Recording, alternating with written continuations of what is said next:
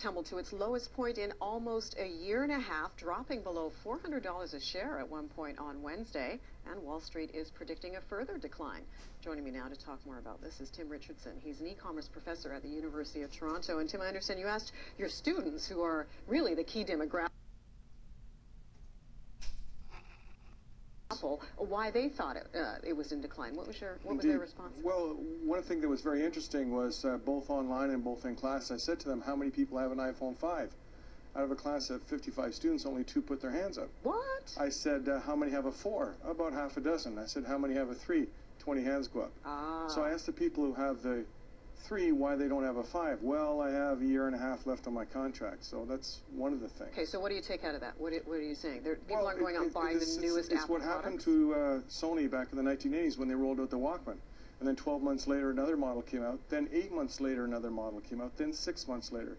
So too many different models in a short period of time have caused people to be certainly content with the model that they have. And the features, advantages, and benefits, we say the FABs, between models aren't that distinct to cause a person to break their plan and go get a new one. Interesting. All right. So Apple was counting on people wanting the latest and greatest, but that's not necessarily That's happening. right. And some of the innovations haven't been as distinct as they have in the past. Right. So what are Apple investors saying? Why is the stock dropping like this then? Well, I mean, it's not that it's dropping too much. It's that in comparison, the revenue sales trends have backed off. 66% revenue growth in 2010. Fantastic. 52% 2011. Then dropping into the 40s. Now, first part of 2013, 29% revenue growth. Now, you might say, gosh, 29% revenue growth for a Fortune 500 company is pretty good.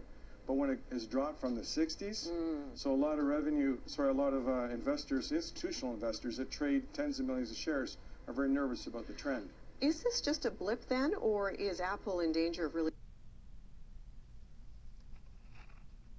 It is. In fact, I've been reading a number of people this morning say it could go as low as 300, maybe even 290 range.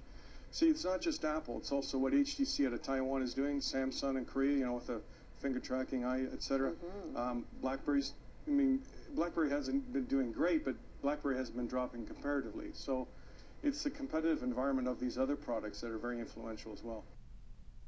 Fascinating topic. Wish we had more time, but thank you for yours, Tim. You're welcome. Appreciate it. Tim Richardson, an e-commerce professor at the University of Toronto.